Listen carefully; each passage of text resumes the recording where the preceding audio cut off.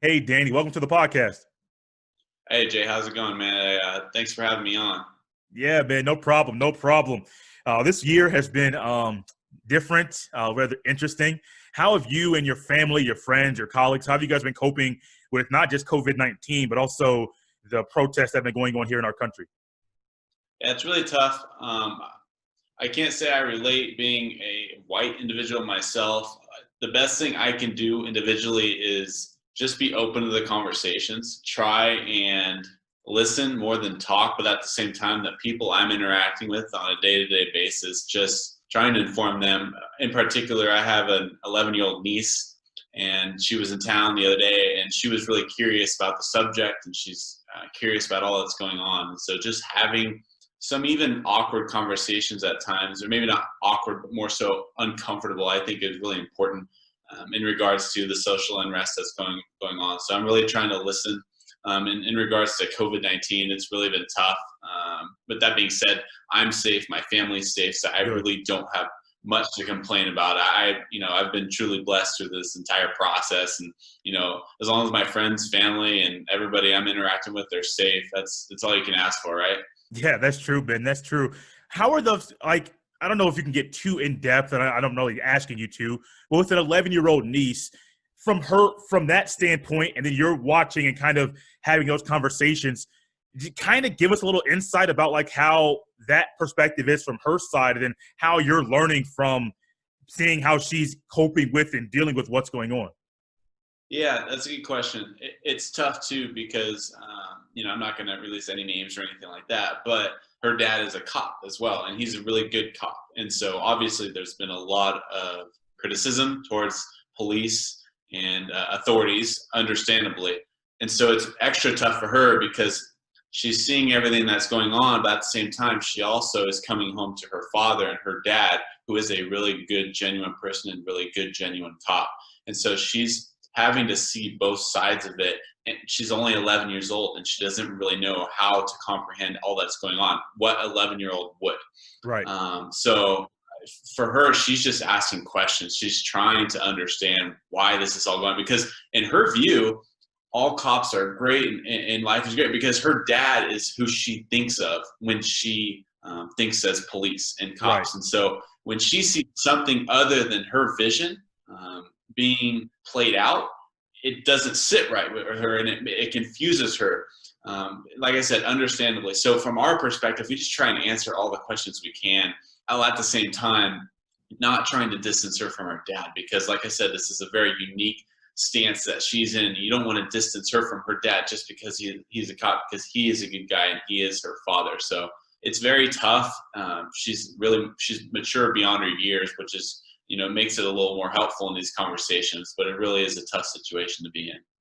Yeah, I bet, and I bet I know. And I went back and looking before having you come on. I was trying. I just Google Danny Vietti baseball, trying to look on Google, see some of your articles and things like that. Then maybe a playing career, and I did find out that maybe at 11 years old, and then all the way up through high school, even in college, you played high school basketball and baseball. Then also you played baseball in college. What are some memories that stick out from your playing days? Oh man, there's a few that stick out. I definitely miss playing basketball. That's for sure. I let basketball go after high school and decided to focus on baseball, being a pitcher. But man, there's too many to choose from. I will say that my best time playing ball was my last year in college. I never thought it would be at a small NAIA college in Northern California, but it was. I bounced around in college a little bit. I went to San Diego State my first year. Transferred to University of San Francisco. Pitched really poorly, so then I transferred one final time to William Jessup. And like I said, I never thought a small NAIA school would be the place for me because I always kind of dreamed bigger and wanted to be that D1 guy. But it ended up being William Jessup, where I ended up making memories, making lifelong friends. We had a lot of success there my senior year, not so much my junior year. But my senior year, we ended up winning conference. Okay. Our guys we were family. So it was really a cool experience to enjoy success at a college level and an elite level, and to learn from a guy like Jake McKinley, who's now the Milwaukee Brewers pitching coordinator. He was our head coach. So to be able to learn from him, create connections, and all at the same time create a family was pretty special. Okay, let's go back a little bit. You said you stopped playing basketball after high school. But let's go back to high school for a little bit. If a coach was looking at you, an opposing coach, and trying to write up a scouting report on you, the basketball player, what would that scouting report say? Oh man, probably he's so I'm taller. I'm for the average person, I'm taller. I'm 6'6", and so I grew up in a rather small town, and so they would probably say he's taller than any of the guys he's playing against because he's from a small town. But if he actually got to the big level, he'd have to be a guard or a forward. Okay. And I'd be pretty small at the big time ranks. I think it would have been tough if I would have tried playing at the next level. Okay. Was there ever a thought of you playing basketball in college, or was baseball always a thing? Yeah, so I did get offered a couple different places, junior college and NAIA. Had a couple of coaches talk to me about basketball. I played in an all-star game in high school, and so there was a lot of scouts in that gym that day. So I had a couple, but baseball was always kind of the path I was going to go down, and that's always kind of been my love too. Okay. So it's kind of like when you were a kid, baseball was kind of like your first love, you may want to say? Baseball for sure, yeah. I mean, I had 3 older brothers, so I really grew up at the arenas, the football fields, the baseball fields. So I grew up looking up to them, and ironically, or not ironically, but oddly enough, my brothers all played football. I never really got into football for whatever reason. I tried focusing on baseball. I played fall ball baseball during football season. Okay. So I really grew up just looking up to those guys, and baseball, just kind of fell in love with it. I fell in love with not only the game, but as you can see now, I'm writing about it too. So it's not just the game, but it's the analytics of it, just the mental game of it. Everything about it is so comprehensive. Yeah, I think that you mentioned writing about it, and your recent article about Father's Day and the connections there between fathers that play baseball and then the sons that play baseball as well. Did someone give you that idea? Or was that an idea that popped into your head? And then, how much fun was that writing that? Yeah, it was a lot of fun. So that was just kind of a spike. I worked with my editor about that. Father's Day was coming up. There's nothing going down the pipeline in regards to news going on. So before I get into that, I want to give a whole lot of credit to just all the writers, the podcasters like yourself out there that have been churning out content over these last few months, because there's been nothing to talk about, or at least very little to talk about. So lots of respect go out to all the podcasters, writers that are finding ways to provide content for everyone out there, because it's been slim picking and it's been tough. But to answer your question, yeah, so I worked with my editor. Father's Day was coming up, so I pitched him the idea. He enjoyed it, so wrote that up, did a lot of research, and tried calibrating, and adding up, accumulating all these other stats and seeing how they compare. Bobby Bonds and Barry Bonds were far and above the next level, which was the Griffeys at number 2. After that, the Alomars, Roberto, Sandy Sr., and Sandy Jr.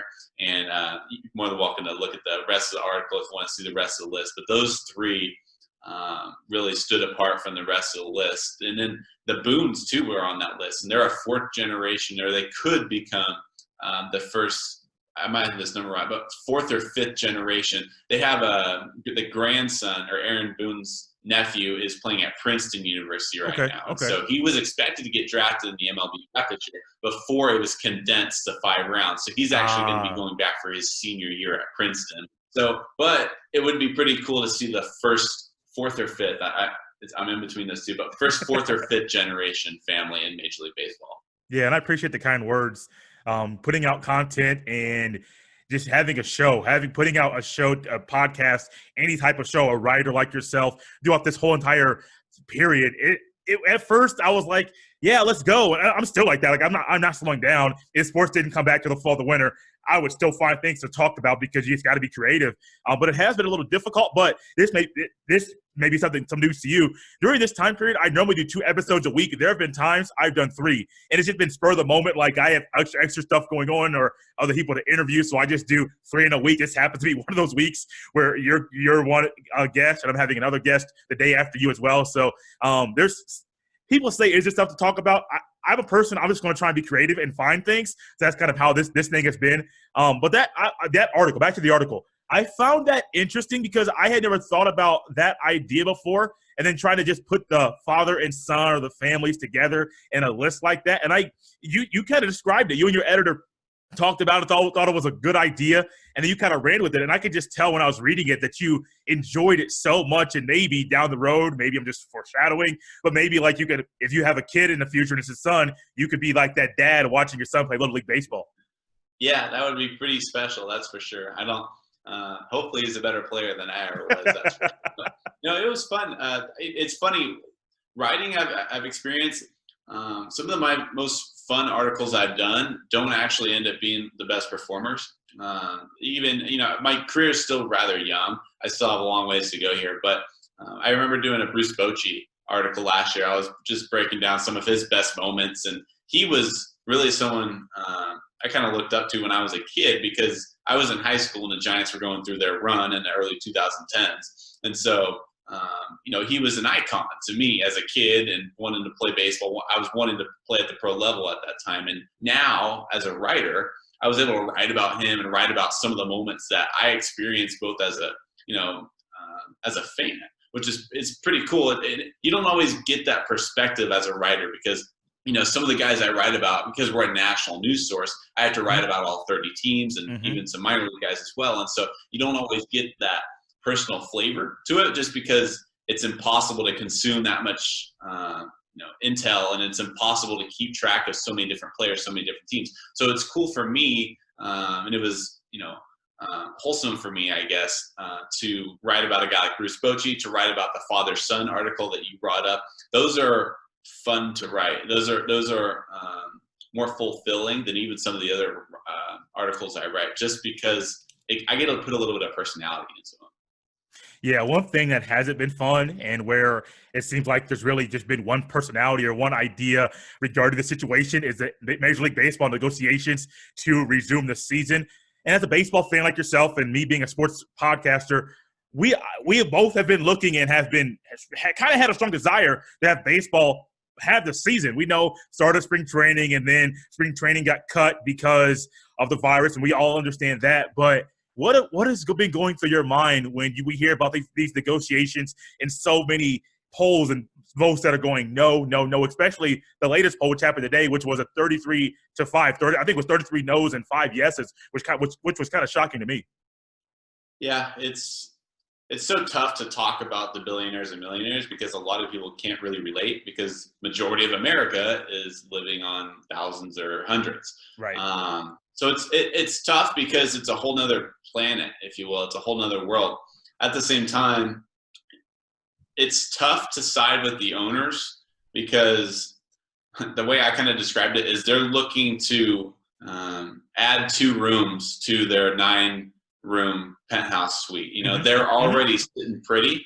Whereas another thing too is that a lot of the players that I'm concerned about, it's not the Mike Trouts, Nolan Arenados, the guys that are making $30 million a year. I'm really concerned, and I was really fighting for the Pete Alonsos, the Mike Sorokas, the Juan-Sotos, the guys that were expected to make roughly $500,000 this year. And now with this prorated, it's going to be much, much less than that, if there is a season. So that was tough for me to see, because we were seeing owners take a slight hit, and they were expecting these other guys like Pete Alonso, to take much larger percentages of budget cuts, or not budget cuts, but pay cuts for these guys. And so I personally just think for a lot of people that were siding with most of the people were siding with the players, but there's a handful that were siding with the owners and saying the players just need to shut up and play, and they owe it to us to provide us some entertainment. That's wrong, in my opinion. Just because we're bored sitting at home, we have nothing to attend to because of coronavirus, everything's shut down. That doesn't mean that the players need to sacrifice their health and provide us entertainment. That's not how life works. It's a business, right. And health's a main concern, especially with these spikes that we're seeing across the U.S. right now, and it's going to continue to be a concern until we can find some kind of vaccine. Yeah, it makes a lot of people uneasy just even talking about sports coming back, not if it's professional, high school, college, little league, no matter the level, just sports playing on any level makes a lot of people uneasy.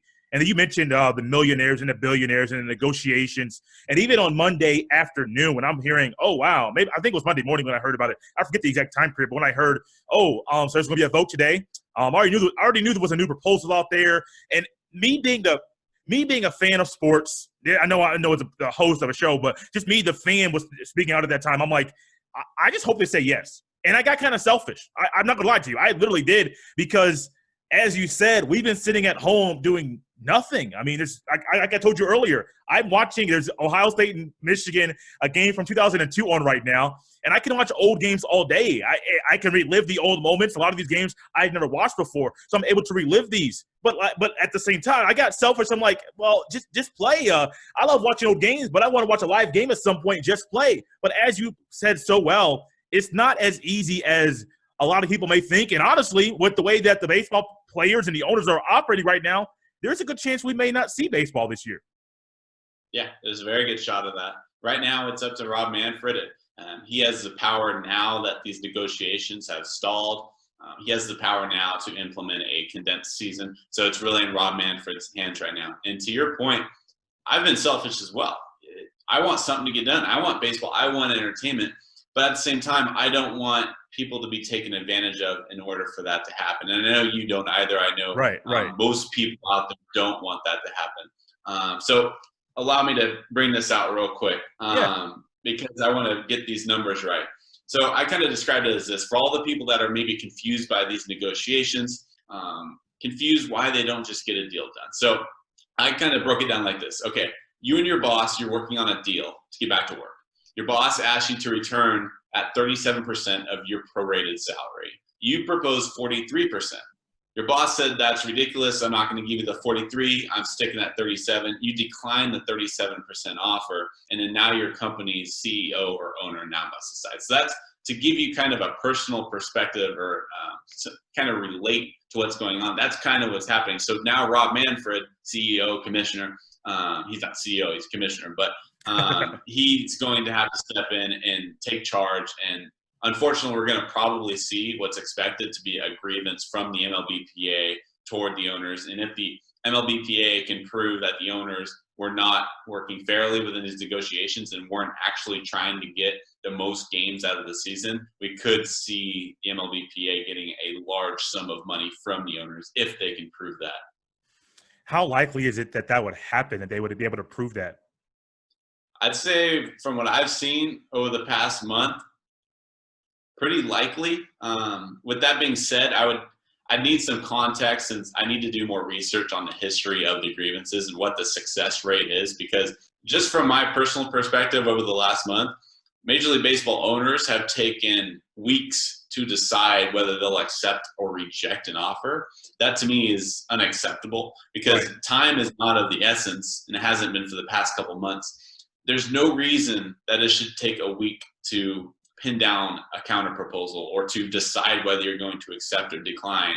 There's no reason for it. What are you doing in these meetings? And I'm referring to the owners. What are you doing in these meetings that it's taking 4 days to decide whether you're going to accept?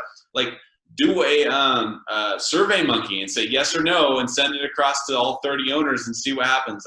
I just don't understand. So to say that they will have success in agreements, I don't know yet, because I need to do more research on the history of it. But that being said, I hope they will have success if they do decide to have agreements, because it has been downright ridiculous, in my opinion. Yeah, it has.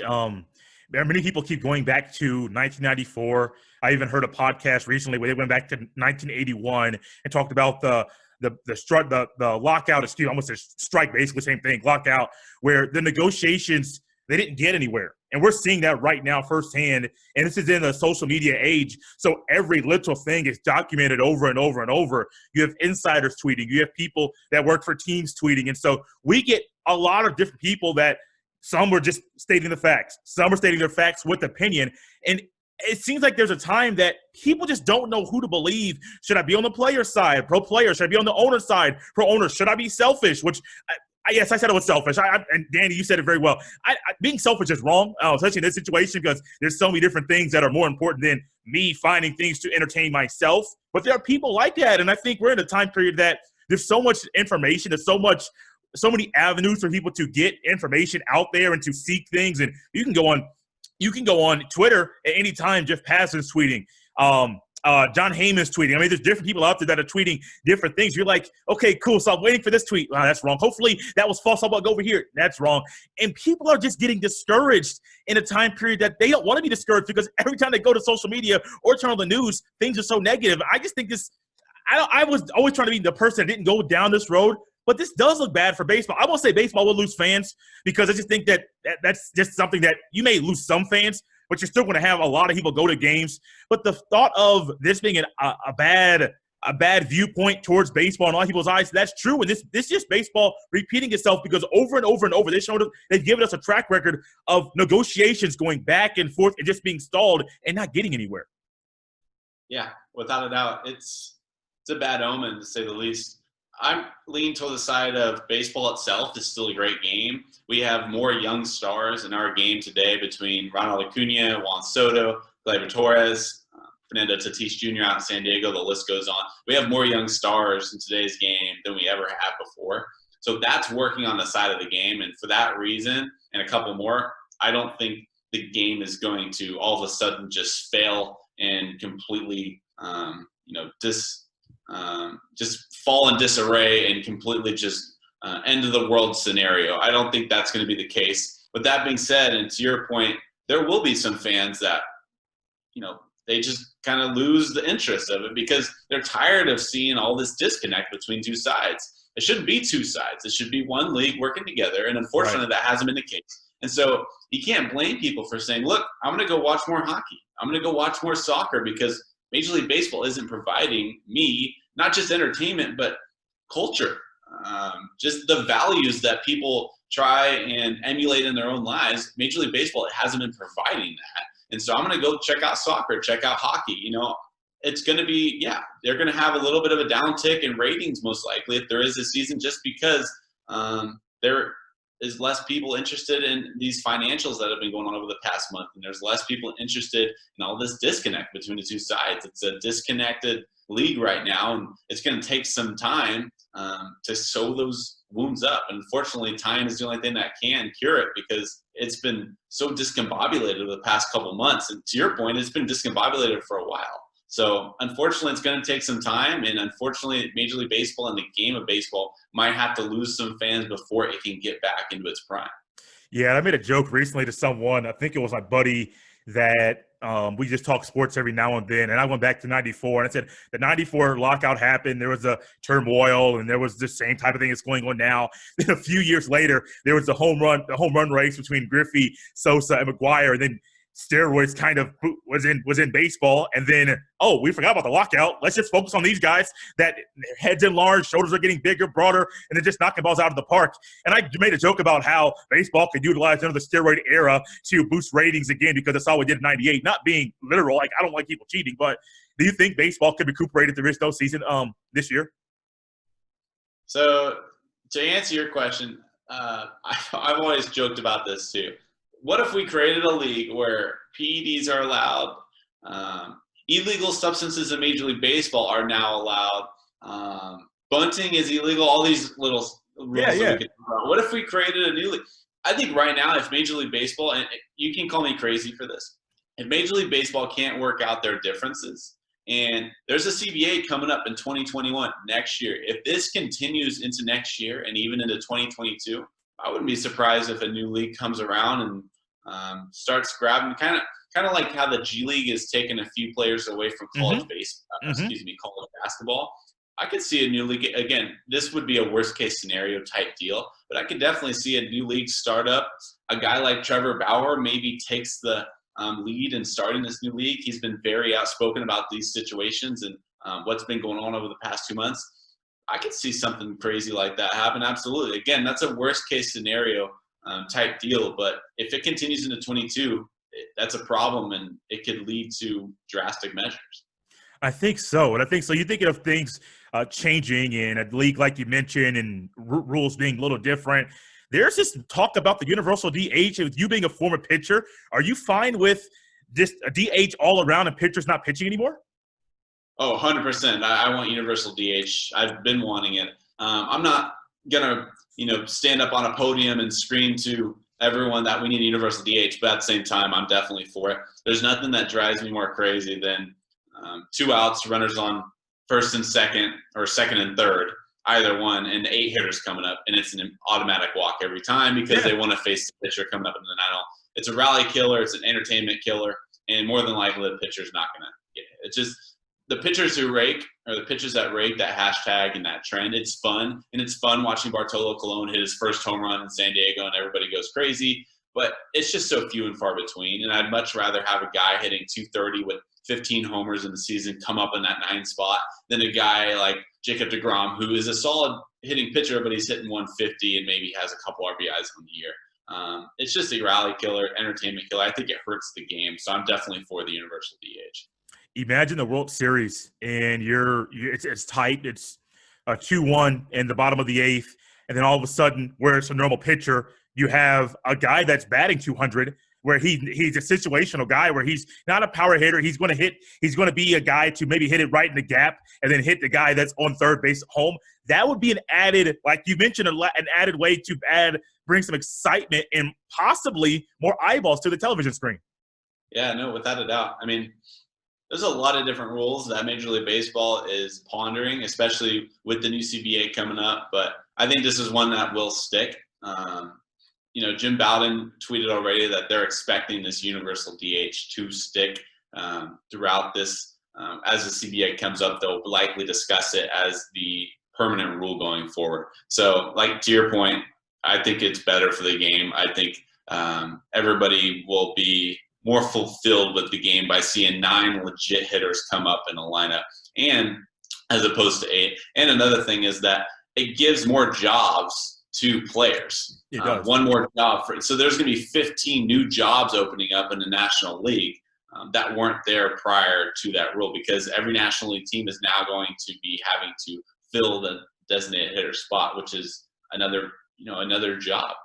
Yeah. It is another job, more jobs for people that are out there. And I think I'm a guy that I love tradition in sports. I'm a big college football guy. So, the college football is full of tradition. Baseball is as well. All the sports have their traditions. This is one thing that when I usually go, this year it can't happen. I usually try to go to Great America Ballpark in Cincinnati, Cubs and Reds that week of my birthday. And I try to watch that game. And I'm just so used to, no matter if it was Joe Madden putting the pitcher in the 8th spot or the Reds is having the traditional 9th spot, I'm just so used to pitcher comes up. I don't pay attention. My phone comes out. Oh, let me text somebody. I got to pop up every now and then. There may be a fly ball or foul ball coming right my way. But at the same time, I don't pay attention. It's very similar to someone said in football, the old school field goal, when it was pushed up to the old line. They're like, nobody cares about field goals anymore. Like, if you score a touchdown, a lot of people just get up and go to the restroom or go get something else to drink or something to eat and then go back to their seat because it's just a field goal. PAT, point at the touchdown.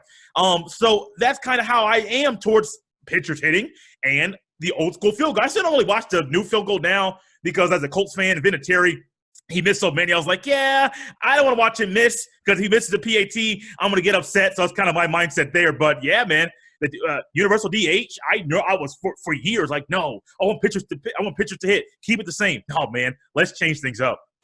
Yeah, I couldn't agree with you more. And I think the key part about this too, and the key part about this argument is that you're not changing the game in any way. You're not changing the game from what it is. Right. We've had the DH in the American League for a long time now. We know it works, and we know it's not. There's a lot of, like I said, there's a lot of new rules that they're thinking about. They're thinking about putting a guy on second base in extra inning games now. I saw that. Help speed up extra inning games. They're thinking about robot umpires or electronic umpires. There's a couple different rules and a couple different uses of technology that they're pondering. This is one that doesn't change the game. It's not going to have all the boomers come out of their houses screaming, I stop changing the game, So this is a simple modification, one that we already know is going to have success. And like I said, I'm 100% for it. Yeah, absolutely. I normally like to end this, Danny, and I forgot to mention this to you earlier. I like to end whenever I have a guest on for interview. It's a little rapid fire. I got 9 questions here. Just give me the first thought that comes into your head. It's a question or a thought here. Then at the very, very end, let people know where they can catch you on social media, and also where they can read some of your articles. Question or thought number 1, in your mind, will there be baseball this year? It's funny, if you had asked me earlier in the week, it would have been different. I'm going to say no. At this point, I'm going to say no. Favorite memory from your playing days? Either my mom coaching me in the Little League or my last year in college winning the conference championship. Mom coaching you. I know I said rapid fire. Just give me, like, really quickly what that was like. It was cool. Yeah, my dad was always coaching my older brothers, so my mom coached my Little League teams. Not completely. It's not. I don't want to say normal, but it's not very common for a female to be coaching a men's Little League team. But she did. She did a heck of a job. We were battling for first place each and every year. So yeah, that was pretty cool. I like that. Favorite baseball player, now current and then of all time? So I got to go Mike Trout here, and I know that's not the bold answer, but got to love a guy that performs both on and off the field, a guy that's just genuine and just does his job. And all time, I probably have to go with the same name. Growing up, I really loved watching Omar Vizquel playing shortstop. Okay. There was a couple different guys that I really liked watching play, but Mike Trout's up there and probably will be up there for a long time. An athlete you'd love to see a documentary on? It's documentary season. Hey, wait, I'm sorry. What was that? It's documentary season, so I had to throw a documentary question in there. Yeah. I don't want to say a certain player. I would love to see a documentary about the 1989 Oakland A's. Okay. Between Seiko, McGuire, so many different personalities on that team, and I would love to see a Last Dance type documentary about those guys, the Bash brothers. I like that. A game you would love to attend in any sport? I've never been to a World Series game before, and I would really love to make that. I've always wanted to sit courtside at an NBA game. I've always heard that's a really cool bucket list experience. So it doesn't even have to be a playoff game or anything. Just sit courtside just one time. Favorite vacation spot? Lately, it's been San Diego, just because, one, it's affordable.